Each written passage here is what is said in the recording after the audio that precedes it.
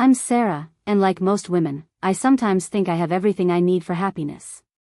Jason and I have been married for 19 years, and for the most part, that seemed like a pretty good norm. We weren't one of those couples that constantly fought or had drama, constantly seeking reasons to argue. Honestly, over the years, I started thinking maybe that's how it should be. Stability and a lack of turbulence can be happiness too, right? We slid into the rhythm of life without too much effort. 2 kids, both in college now, living their own lives, which meant we had the house to ourselves. A big house in the suburbs, a garden, a pool, you know, the dream. I often forgot how much it cost to keep it running while I was busy in the kitchen, sipping my morning coffee, cooking dinner, and mentally checking off my to-do list. My business was thriving. I'm a small agency owner, and while it required my attention, I loved the work. Everything seemed like it was in its place. Jason and I had a comfortable life, and we'd found our groove. Jason. He was the perfect husband. Caring, attentive, never forgot important dates. He wasn't the romantic type, but we always had our anniversary or birthdays marked, and I thought that was enough. Nothing extraordinary, but stability was fine by me. He was there when I needed him, and honestly, I didn't expect anything more. We didn't need fireworks or passionate outbursts. It was just us, living our quiet, content life. And then, things started to change. I didn't notice it at first. It wasn't anything major. Just small things. Jason started spending more time out with his friends. I figured it was just one of those phases, maybe work stress or the fact that the kids were away and we had some extra space. Then, one evening, he came home later than usual, smelling faintly of cigar smoke. His eyes a little bloodshot, but nothing to cause alarm. He started talking about this new thing he was doing with some of the guys from work.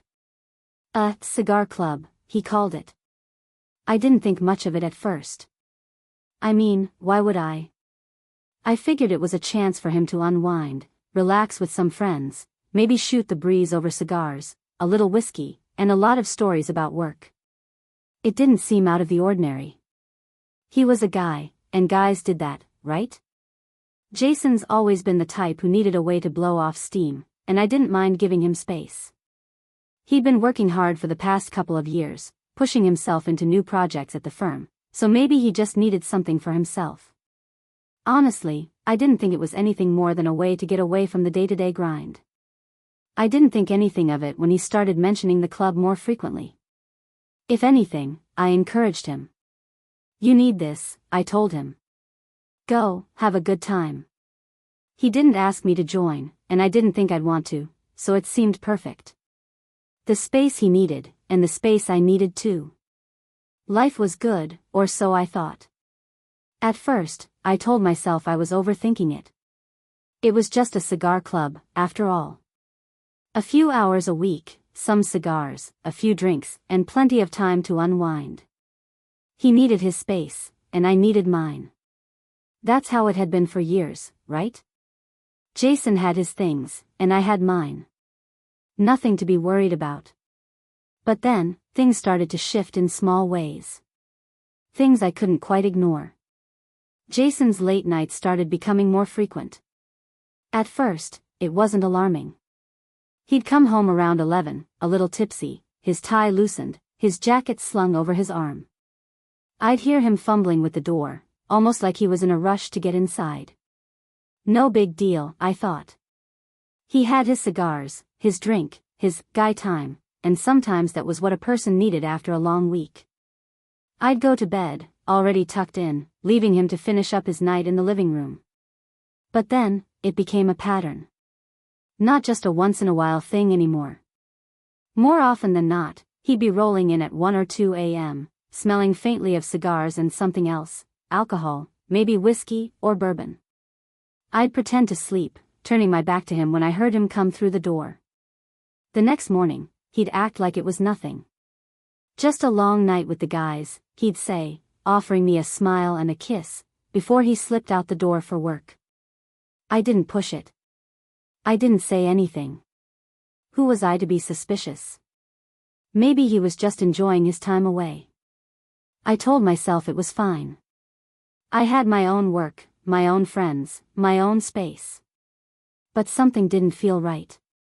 I began noticing the small changes in his behavior. He used to leave his phone lying around, just sitting on the counter, sometimes even face up. He didn't mind when I answered it if it rang, or when I glanced at the screen for a second to check the time. That stopped. His phone was suddenly always in his pocket, screen down. If it buzzed, he'd pick it up immediately, glance at the screen, and then slip it back into his pocket. At first, I thought it was just a coincidence. Maybe he was getting more private, maybe more protective of his messages. People don't always like to be distracted when they're in the middle of something, right? But then, I started to notice the shift in his demeanor. He started getting more distant. Not cold, exactly, but absent in a way I hadn't seen before. He'd come home after these late nights and barely look at me. His conversations felt like small talk, nothing deeper than surface-level chatter about his day, his work, and his guy time. When I asked him how his night had gone, he'd give me a generic answer, good. Just the usual. But the thing was, he wasn't the usual Jason anymore. The man I'd been married to for so long had suddenly become different. He was still present, but emotionally distant, like his mind was somewhere else. It made me uneasy, like I wasn't getting the full picture. It wasn't just the late nights or the secretive phone habits. He was paying a lot more attention to his appearance. Jason had always been pretty low maintenance. He didn't care much for designer clothes or flashy things. But suddenly, he was putting more effort into his look. He started spending more time in front of the mirror, choosing his shirts carefully, even picking out new shoes. I noticed it first when he asked me what I thought of his new cologne.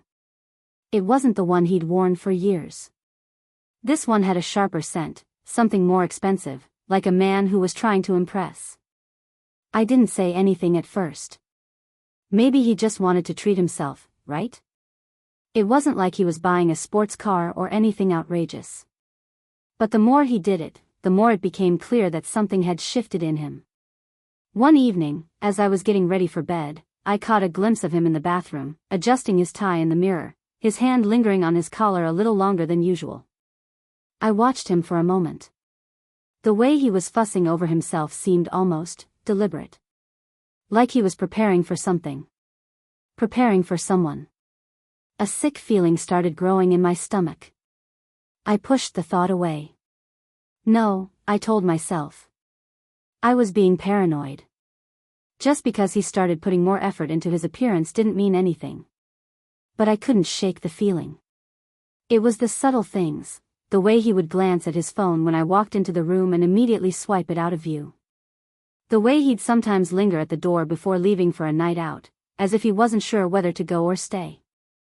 The small, insidious signs that told me he wasn't being fully honest. And then there were the things I didn't even realize at first. The quiet moments when I'd look at him and feel a sense of nothing. The silence between us seemed heavier, filled with words that weren't being said. We'd sit at the dinner table, eating the same meals we always had, but the conversation felt hollow.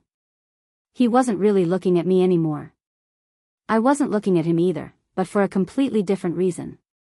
I hated this feeling. It made me feel like I was losing him without even knowing why. Without even being able to point to the moment when it all started to slip away. The man I thought I knew, the man who'd been there through everything, he was slipping through my fingers, and I couldn't figure out how to hold on. I wanted to ask him. I wanted to confront him, demand answers. But I didn't. I couldn't. What if I was wrong? What if I was just overreacting? What if it was all in my head? So, instead of asking him directly, I started watching. I paid closer attention to the small things, his late-night habits, his odd behaviors, his constant need for privacy. And every time I caught him acting differently, a knot would tighten in my stomach. I began to realize that something was off. But I didn't know what it was. I didn't know if I was just being paranoid, or if I was seeing the first cracks in our marriage. But one thing was clear, there was a distance growing between us. A distance that wasn't just physical. It was emotional. And I had no idea how to fix it. As the weeks went by, I found myself growing more and more on edge. It wasn't just the late nights anymore or the way Jason's behavior seemed off. No, it was the whispers. The things people said when they thought I wasn't listening. The little snippets of conversation that stuck with me long after they were spoken. It started casually. I was at a dinner party with some of our mutual friends, the usual group, people we'd known for years. We were sitting around the table, talking about life, the kids, and all the usual stuff. And then the conversation shifted to Jason's new hobby. One of the guys, Mark, made a joke about the so-called Cigar Club. "You know, I'm not sure what Jason's really doing over there," Mark said, a mischievous grin on his face. "He says it's just cigars and drinks, but last time I checked, those places aren't exactly known for being a haven for just cigars, right?" Everyone laughed. I laughed too, but it felt forced. Like someone had just mentioned a secret that wasn't supposed to be spoken out loud. I looked around the table, hoping no one had noticed my reaction, but something about the way Mark said it, the way he glanced at the other guys at the table, made my skin crawl. I tried to shake it off, but I couldn't. The joke stuck with me. And when I got home that night, after Jason stumbled in a little later than usual, I found myself thinking about it more and more. Could there really be more to these nights out than he was letting on? A few days later, I ran into another friend, Lisa, at the grocery store. She was one of the women Jason had known from work for years, and I always liked her. As we talked about random things, the subject of Jason's cigar nights came up again. "You know," Lisa said, leaning in a bit closer with a knowing smile, "I think Jason's been spending a lot of time with a new crowd. I mean, good for him, right? But I heard some interesting things about those places. They're not just about cigars. You're familiar with how these things go, right?" I felt a cold shiver run down my spine. My mind raced, but I didn't know how to respond. I smiled, trying to keep my composure. "What do you mean, exactly?" I asked, forcing the words out. My voice sounded casual, but inside I was already spiraling. Lisa just smiled back, giving me that look, the kind of look you give someone when you know something they don't. "Oh, you know, things like that always start innocent, but there's always a bit more going on behind the scenes. It's a place where guys go to unwind, but I'm sure you already know that." I nodded, not trusting myself to speak, and quickly changed the subject. I couldn't get the words out of my head. A bit more behind the scenes. What did that even mean? I tried not to let it bother me, but I couldn't stop thinking about it. There had been little things before, the way Jason started getting more secretive, how his phone was constantly buzzing with texts from unknown numbers, how he started leaving with that same strange expression on his face, as if he were gearing up for something. But now? Now it was becoming clear that there was something deeper going on. Something he wasn't telling me. My suspicions only grew when I started hearing little things from the other women in our social circle. One night, when I was having a casual conversation with one of them, she made an offhand comment that made my heart stop. "I'm sure Jason has a lot of fun at those cigar nights," she said with a sly smile, "but they've got a reputation, don't they? I mean, the things you hear about those places." She trailed off as though she'd said too much, but I caught it. The more I heard, the more my stomach twisted. It wasn't just cigars and whiskey. It was something else.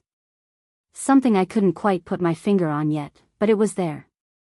And somehow, deep down, I knew it wasn't innocent. That night, when Jason came home, I couldn't stop myself from asking him about it. "So, what exactly goes on at this club?" I asked, trying to keep my voice steady, my tone casual. I didn't want him to think I was accusing him, but I couldn't help it. Jason gave me a puzzled look, the kind of look he gave me when I asked about something trivial. "What do you mean?" he asked, shrugging as he set his things down by the door. "The cigar club," I said, trying to sound casual. "I've been hearing some things.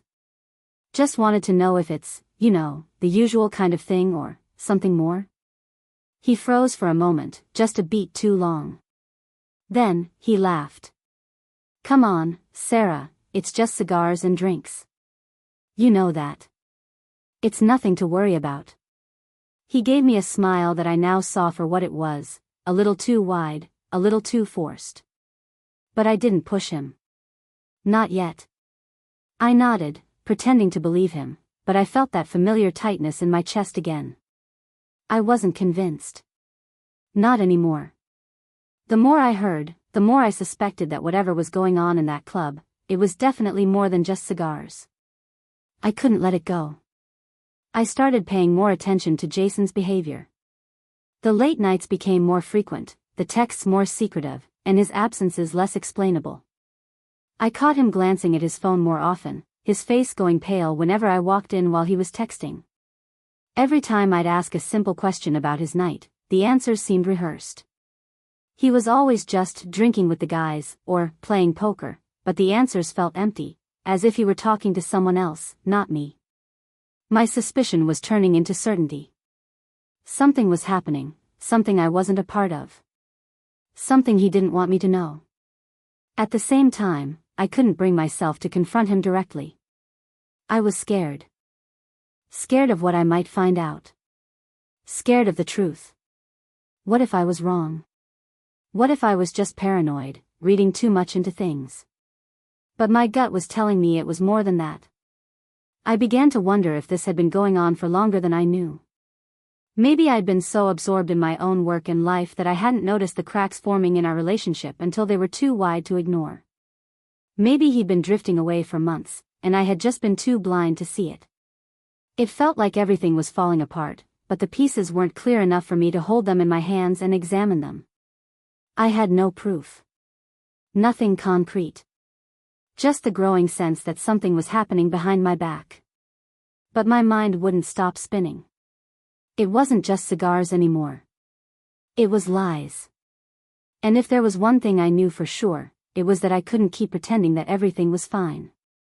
I couldn't just sit around anymore, waiting for things to add up on their own.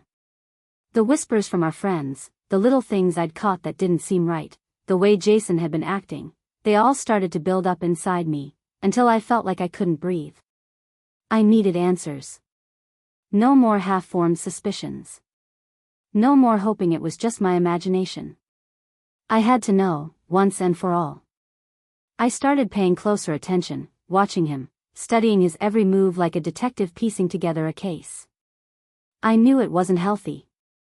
I knew it wasn't fair to him, to me, but something inside me was burning, pushing me to find the truth. It began with his phone. It always starts with the phone, doesn't it? That's where the secrets hide, tucked behind passwords, encrypted messages, and apps that make it impossible to see the full picture. I didn't want to do this. I didn't want to feel like a snoop. But what choice did I have? When Jason's phone buzzed on the kitchen counter, and he stepped into the other room for a second, I grabbed it. For just a moment, I let my curiosity take over. The screen lit up with a name I didn't recognize, followed by a message that simply said, "See you tonight." Looking forward to it. I froze. My heart skipped a beat. Who was this person? Who was he texting like that? He had never mentioned anyone like this. Maybe it was a friend, or someone from the club, but there was no mistaking the tone. The "looking forward to it" didn't feel like a casual phrase. It felt intimate. It felt like something else. I closed the phone quickly, trying to steady my breath. I tried to tell myself it didn't mean anything. Maybe it was a harmless text. Maybe I was reading into it. But I knew deep down that it wasn't. The next few days, I couldn't stop thinking about it.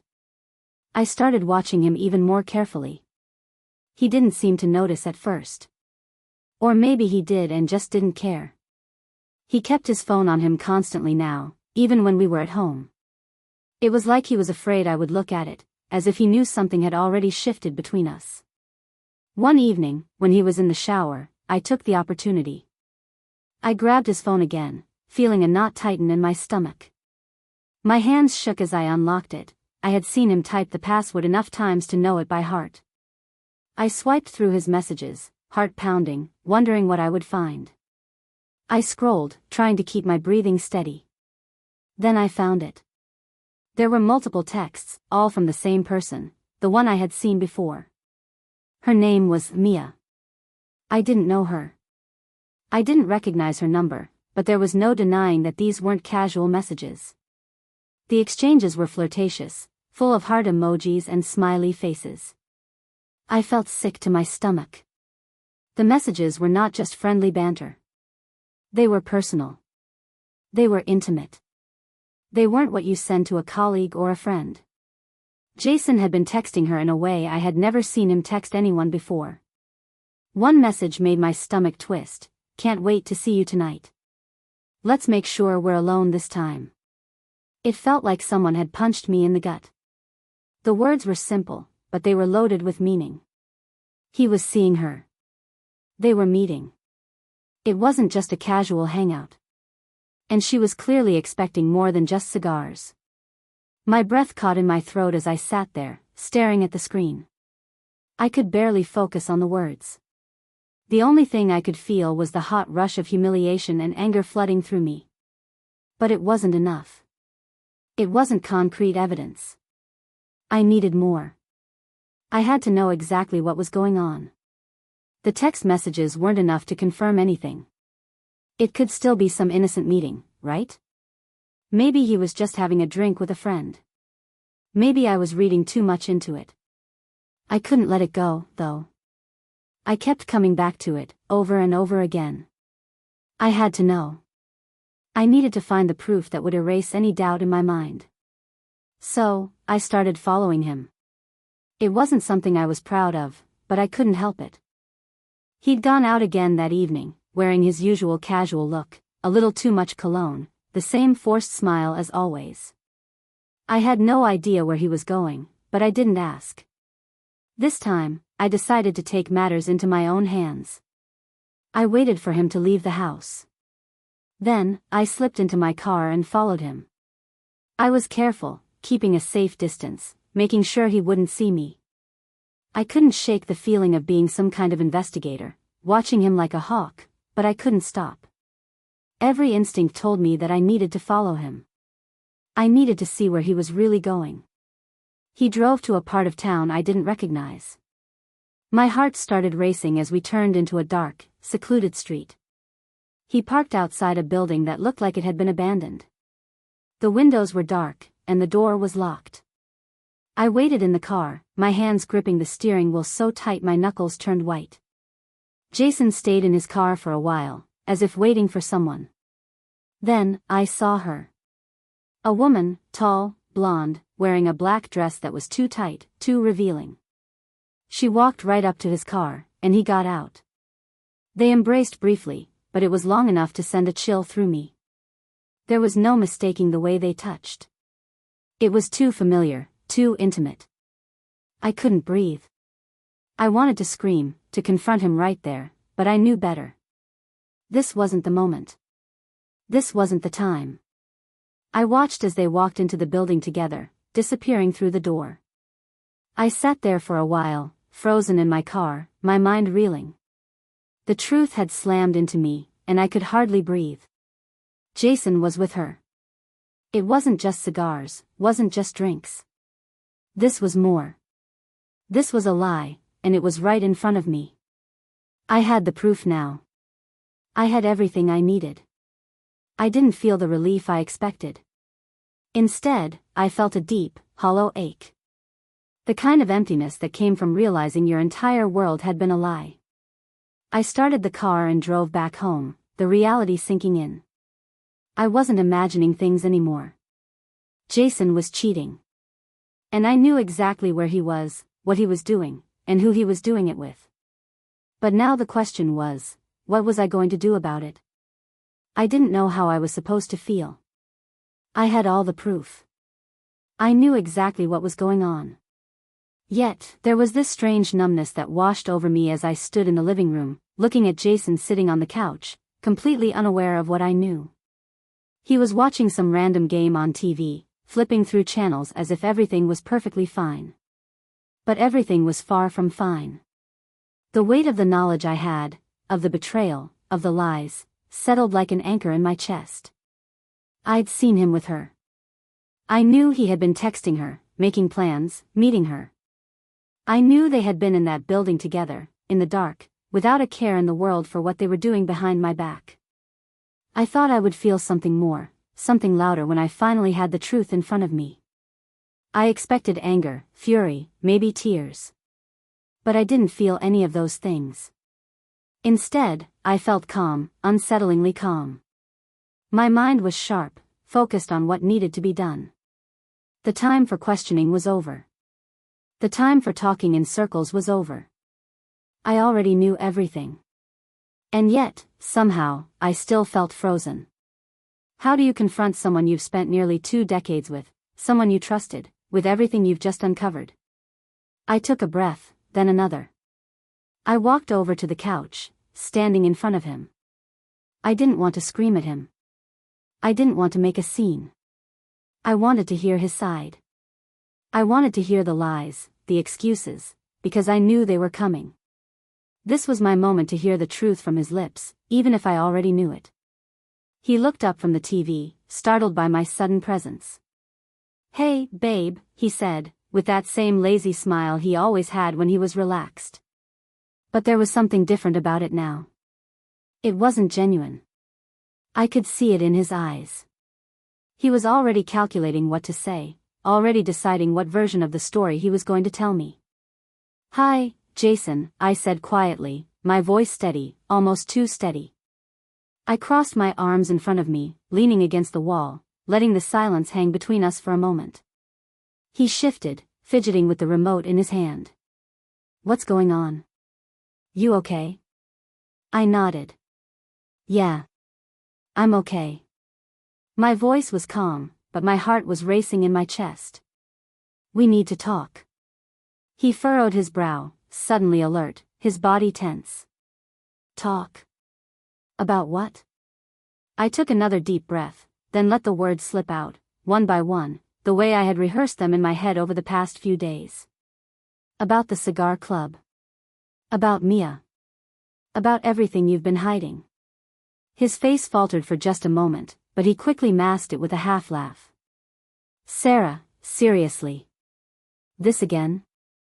It's just cigars and drinks. What do you want me to say?" I could feel my pulse quicken, but I stayed calm, forcing myself to remain collected. I wasn't going to let him lie to me. Not anymore. "It's not just cigars and drinks, Jason. I've seen the texts. I know about the late nights, about the meetings." He swallowed hard, then glanced down at his hands, avoiding my gaze. For a second, I almost thought he might just confess, that he might own up to everything. But instead, he cleared his throat, looking back up at me with that same guarded expression. "You don't understand. It's not what you think." No, I cut him off, my voice firmer now. "It's exactly what I think. You've been meeting her. You've been lying to me. And you think I don't know?" Jason's eyes darted around, searching for the right words, any words. "I didn't mean for it to happen like this. It just happened. It's not what you think." The words felt hollow. Empty. I had heard enough of those excuses over the years to recognize them for what they were. "You didn't mean for it to happen?" I repeated, my voice colder now. "You didn't mean for it to happen?" I laughed, bitterly, but the sound was almost sad. "You made plans. You sent texts. You went to that place. You were planning it all along, Jason. Don't try to tell me it wasn't intentional." He opened his mouth to speak, but no words came out. His face turned red, his fingers gripping the edge of the couch tightly, as if he were searching for something to hold onto, something to steady himself. But nothing was going to stop what was happening now. I just wanted to feel alive again," he finally said, his voice softer now. "Things have been stagnant, you know. I didn't think you'd notice. I didn't think it would go this far." "Stagnant?" I repeated, incredulity lacing my words. "You thought this would fix it?" You thought sneaking around behind my back, lying to me, meeting some woman in secret would fix what was wrong between us? He winced. No, that's not what I meant. It's just. I don't know. I wanted excitement. I wanted to feel like I used to. And there it was. The truth, wrapped in a selfish need for validation. It wasn't about me. It wasn't about us. It was about him, about his own insecurities and selfish desires. It had nothing to do with the love we had built, with the family we had created. You don't get it, do you? I asked, my voice trembling now. But not from anger. From something else. Something more painful. This isn't just about you. This isn't just about feeling alive. This is about breaking trust. This is about us. And you threw it all away for what? He didn't respond, his silence louder than anything he could have said. I could see the guilt written across his face, but it didn't matter. The damage was done. And then, without warning, he reached for my hand. His fingers brushed against mine, a gentle touch, but it felt foreign now. Like I didn't even recognize it. Sarah, I'm sorry. I swear, I never meant to hurt you, he said, his voice barely above a whisper. But I couldn't feel the sincerity. Not anymore. The words sounded too rehearsed, too empty, like something he thought would fix it all. I pulled my hand away, slowly standing up. I don't need your apologies, Jason. I need something real. I need someone who's honest with me. Who doesn't lie, doesn't sneak around, doesn't make promises they can't keep. His face fell. Please, don't. No, I interrupted, shaking my head. I'm done. I'm done trying to make this work. I'm done fighting for something that doesn't exist anymore. We're done. His eyes widened in shock, and for a moment, he looked like he was about to say something, anything, to change my mind. But I wasn't listening. I wasn't going to fall for the same empty promises. Not this time. I can't keep living like this, Jason. I'm not going to live with someone who doesn't respect me. I won't. I turned to leave, but as I reached the door, I heard him call out to me. Sarah, please. Don't do this. We can fix this. We can. I didn't turn around. I just walked out. The door closed behind me with a soft thud, and I stood there for a few moments in the hallway, my hands trembling at my sides. The words that Jason had said still echoed in my head, his pleas, his promises, his apologies. But they all felt distant now, as if they belonged to someone else. Not the man I had known. Not the man I had loved for nearly 2 decades. I wasn't sure what I had expected when I confronted him, but it certainly wasn't to hear the same empty words I had heard from him all those years ago. The same lies dressed up as regret. The same excuses wrapped in, I didn't mean to, or, it wasn't supposed to happen like this. I couldn't do this anymore. I couldn't keep pretending that everything was fine when it wasn't. I couldn't keep turning a blind eye to the reality of what he had done. What we had built together was no longer real. The trust had been shattered, and no amount of apologies or promises could fix that. As I stood there, my mind racing, my heart pounding in my chest, something inside me clicked. It wasn't anger I felt, not in the way I thought I would. It wasn't devastation, not in the way I expected. It wasn't even sadness, though there was plenty of that, too. It was something else. A quiet resolve. A feeling of clarity that swept over me, calm and steady. I had spent too many years in this marriage, holding on to something that was only an illusion. I had given him my trust, my loyalty, my everything, and in return, I had gotten betrayal. I wasn't going to stay here, wallowing in the lies, pretending that I didn't know the truth. I wasn't going to let this man destroy me anymore. No. I was done. I wasn't going to waste another day of my life stuck in this. I wasn't going to keep lying to myself, telling myself that maybe this was just a phase, that maybe we could fix it. The damage had been done. The cracks were too deep. I walked to the living room, pacing slowly, trying to center myself. I needed to think clearly. I needed a plan. I could feel the weight of the decision ahead of me, but it wasn't nearly as heavy as it should have been. The decision had already been made in my heart the moment I heard Jason's words, the moment I realized that the man standing before me was not the one I had married. That man, the one I had trusted, was long gone. I knew it was time to move on. To take back what was mine. The hardest part wasn't knowing that I was making the right decision. The hardest part was realizing that I had let myself live in this lie for so long. I had allowed myself to be the kind of person who accepted someone's betrayal, someone's half-hearted apologies, someone's promises of change that were never followed through on. I had become the woman who tolerated it all because I wanted to believe the best, because I wanted to believe in the man I once knew. But that wasn't the truth anymore. The truth was, I had allowed myself to be weak. But not anymore. I wasn't weak anymore. I was stronger than that. I had been broken, yes. But that break had given me something else. Something I hadn't had before. Clarity. A sense of who I was, and more importantly, who I wasn't. I wasn't someone who would sit by and let her life be dictated by someone else's lies. I wasn't someone who would be trapped in a marriage where I was the only one fighting to keep it together. I wasn't someone who would let myself be reduced to someone's second choice, someone's dirty secret, just because I was too afraid to walk away. I was worth more than that. And I wasn't going to waste another minute of my life holding on to something that was already gone. So, I took a deep breath and made the decision I knew I had to make. I would file for divorce. I would get my life back. I would rebuild.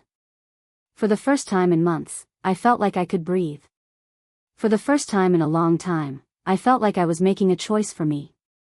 I grabbed my phone and started making calls. The first one was to a lawyer. I'd done some research, found someone reputable, someone who specialized in situations like mine. I needed someone who could take charge, someone who wouldn't waste time. I didn't want a messy, long divorce. I wanted closure. I wanted peace. I didn't tell Jason right away. Not yet. I wasn't going to give him the satisfaction of seeing me broken, of seeing me cry over him. That was the last thing I wanted.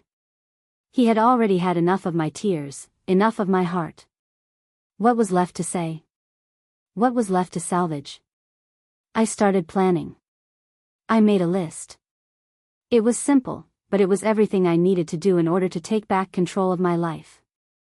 I wasn't going to let him take any more from me. I wasn't going to let him dictate how I moved forward. Find a lawyer, done. The first call was already made. Look at apartments, no more living in that house. That house was his now. I needed a fresh start. Cancel the joint credit card, I wasn't going to be tied to him in any way. Change all passwords, everything. Social media, bank accounts. I wouldn't be giving him any access to my life. Block his number, I couldn't handle him reaching out to me, begging for forgiveness. He had his chance. The list wasn't long, but it was everything. Every step I needed to take to begin the next chapter of my life, the one without him in it. The decision was made, and as I sat there, staring at my phone, I realized that I was no longer the woman who would tolerate betrayal. I wasn't the woman who stayed silent, afraid to speak up or to walk away. I wasn't the woman who let someone else control her life, her happiness. I was someone else now. I was stronger. And for the first time in a long time, I wasn't afraid of what came next. It was going to hurt, yes. There would be pain, there would be moments of doubt, but I would get through it. I had to. I owed it to myself. And I wasn't going to let fear hold me back anymore. The morning after I made the decision, I woke up to the same house, the same walls, the same space that used to feel so comfortable.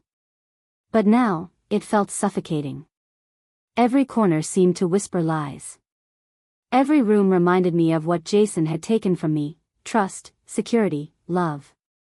It was like the entire foundation of my life had cracked open, and I was standing in the rubble, staring at what used to be. I didn't want to be here anymore. Not in this house. Not with him. The life I had built, the life I thought I was living, was no longer mine. The only thing I could do now was move forward, even if the road ahead seemed blurry and painful. The first thing I did was call the lawyer. I had done enough research to know who I needed.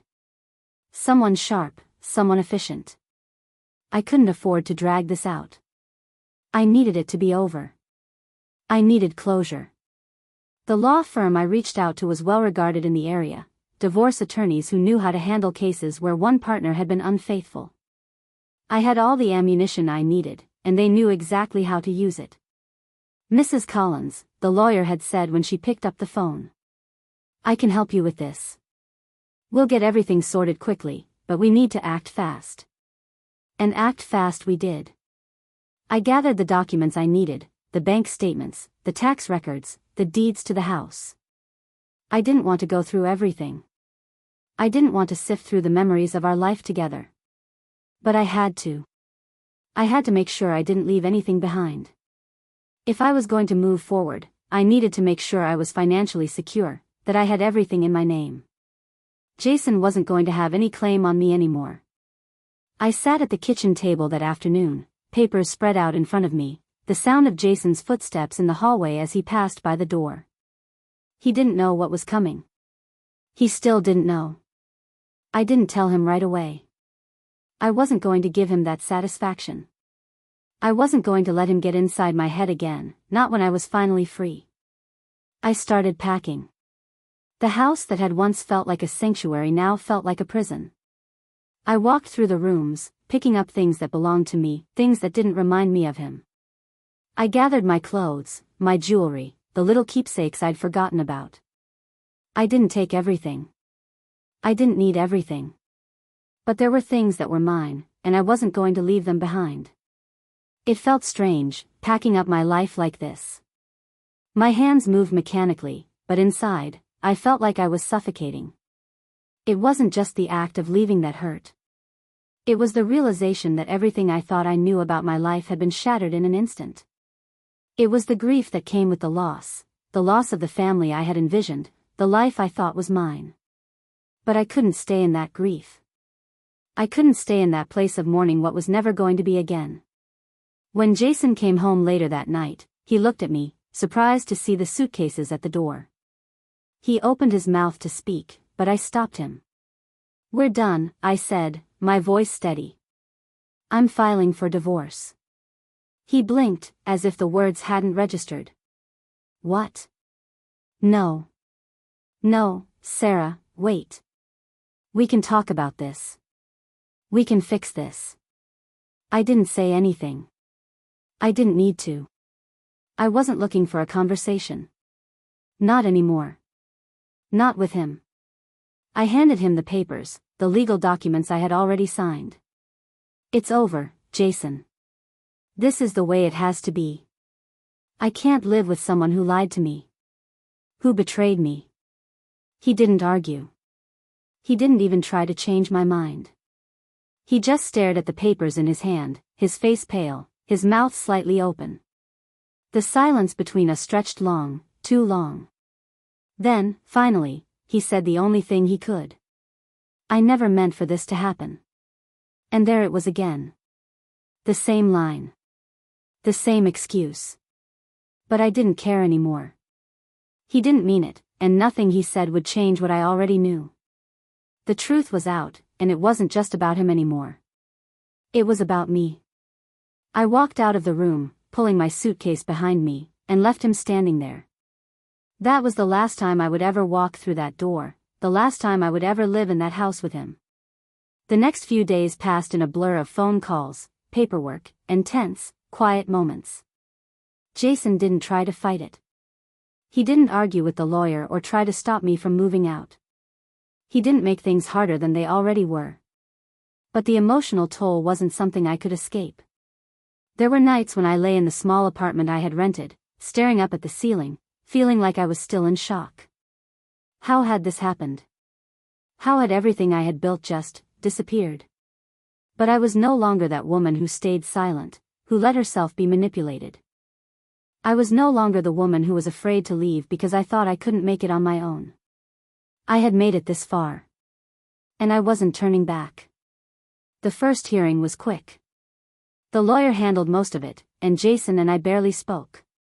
It was clear that there was nothing left to salvage, no point in dragging it out. The house was his. The car, his. The joint accounts, gone. Everything was divided, just like we had agreed. It felt sterile, cold.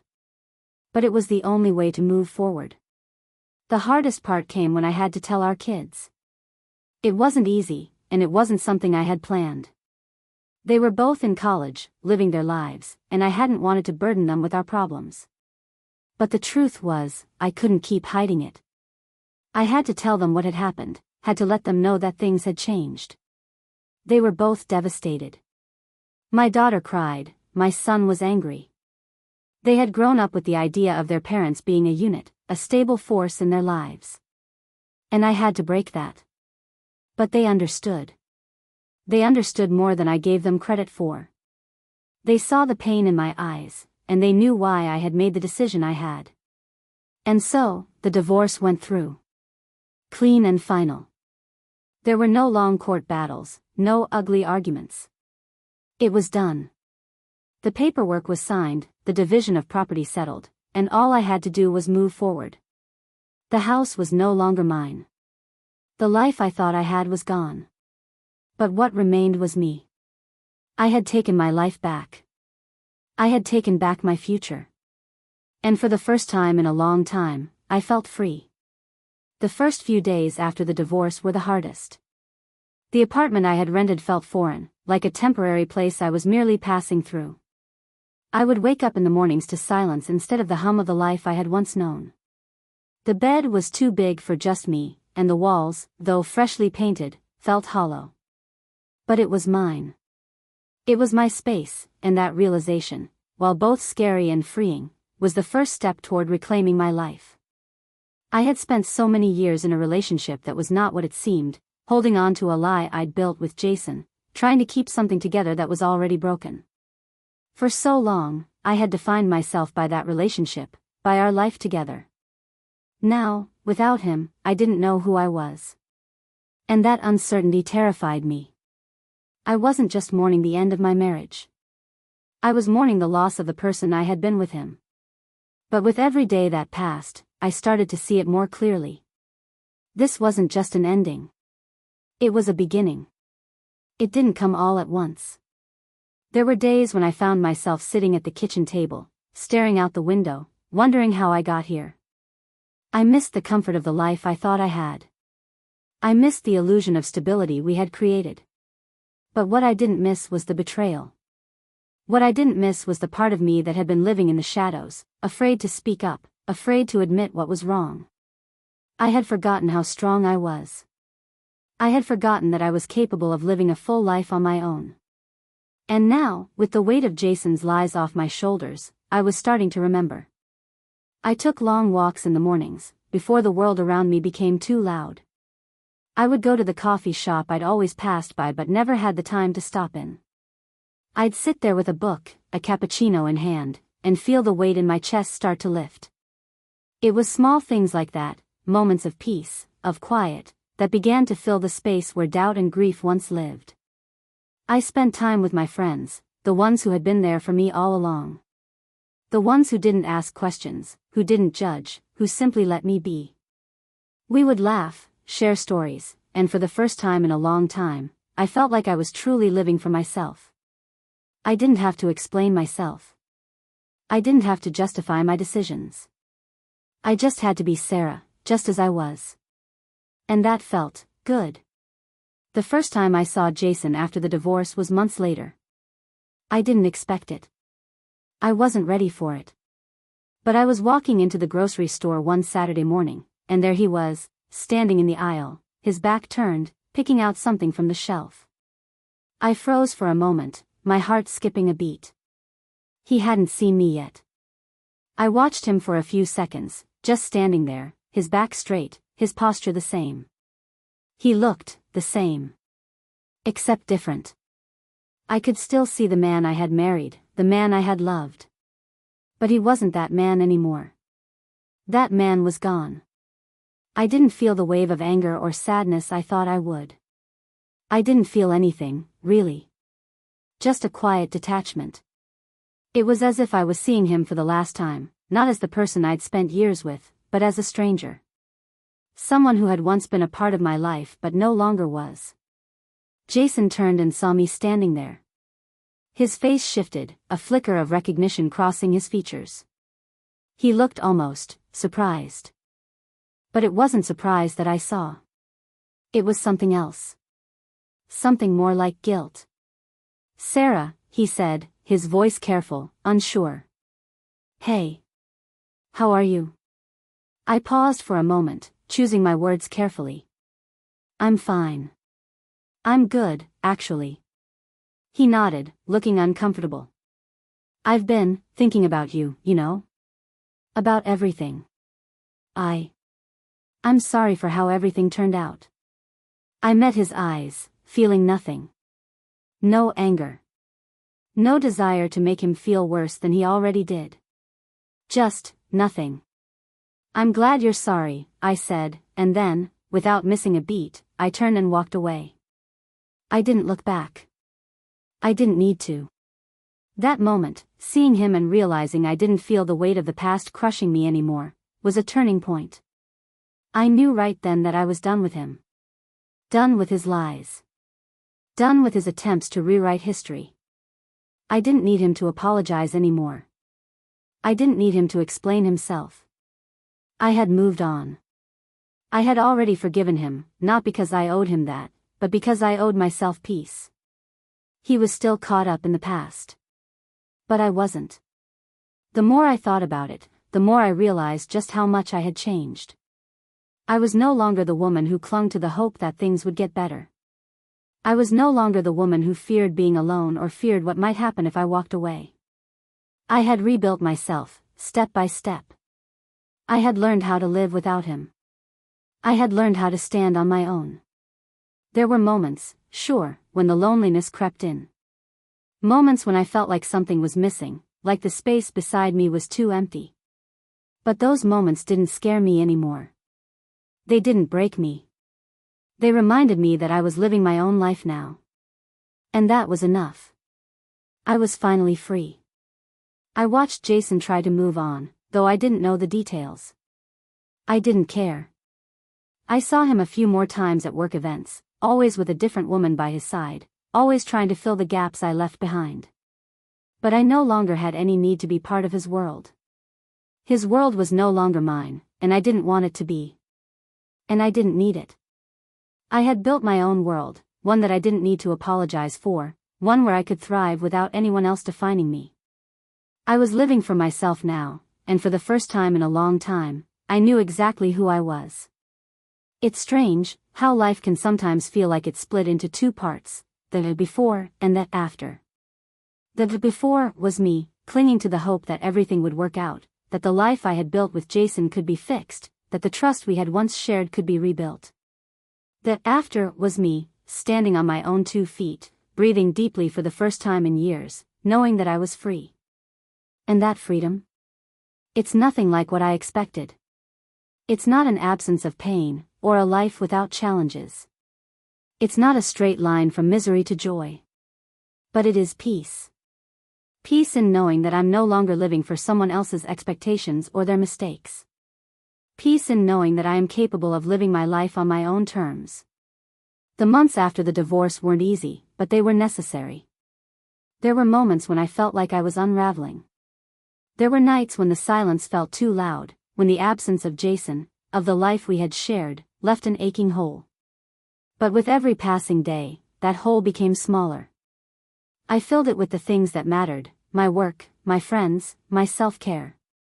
I learned how to take care of myself, how to listen to my own needs instead of always deferring to someone else's. I learned that I could trust myself. I learned that I was strong enough to stand on my own, without needing anyone to complete me. For the first time, I was starting to feel whole again. Not in the way I had expected, not in the way I had hoped when Jason and I first got married, but in a way that was uniquely mine. I began to see myself, not as the woman who had been betrayed, not as the woman left behind, but as the woman who had taken control of her own life. There was power in that. There was strength in accepting my imperfections, in embracing the fact that I had made mistakes, but I had also learned. I had learned how to protect myself, how to walk away from something that no longer served me, and how to choose myself first. I didn't need Jason. I didn't need anyone to define me. I could be my own person. And that was a revelation. When I looked in the mirror now, I didn't see the woman who had spent years holding on to a relationship that was never truly hers. I didn't see the woman who had been willing to forgive time and time again. Instead, I saw someone who had learned to set boundaries, to walk away when necessary, and to demand respect. I wasn't bitter. I didn't hate Jason. The anger had faded. There was no more burning desire to get even, no more urge to prove a point. What had happened between us was a chapter in my life, and now that chapter was over. But the story wasn't. The story was just beginning. I began to take small steps towards the life I had always dreamed of, the one I had put on hold for so many years. I traveled, something I had always wanted to do but never seemed to have the time for. I reconnected with old friends, the ones who had always been there, even when I hadn't been able to see them clearly. I started doing things for myself, not to fill the void left by the end of my marriage, but because I finally understood the importance of investing in me. The best part? I didn't feel guilty about it. I didn't feel selfish. I was simply living. I was living for myself. And that was enough. I've come to realize that the hardest part of the entire journey wasn't the betrayal. It wasn't even the divorce. It was letting go of the person I thought I was supposed to be. I had to let go of the image of the perfect wife, the perfect marriage, the perfect life. I had to accept that what I thought was my future wasn't, and that the future I was supposed to have was one I had to create on my own. And now, I see how much better this new version of me is. Not because I've changed who I am, but because I finally understand my worth. I finally know what I deserve. And what I deserve is respect, love, and loyalty, not just from others, but from myself. There are days when the memories of the past still surface, moments when I can feel the sting of betrayal, when I wish things had turned out differently. But those days are fewer now. I no longer define myself by the mistakes of the past. I define myself by how I move forward, by the strength I've gained, by the lessons I've learned. Jason is no longer a part of my life, and while I don't know exactly what he's doing or who he's with, I know that I don't need to. I'm not part of his world anymore, and that's okay. I'm not interested in his new life, in the things he's trying to build without me. I'm too busy building my own. And that's the thing. I'm finally free. For the first time, I don't feel tied to the past. I don't feel chained to the idea of what my life was supposed to be.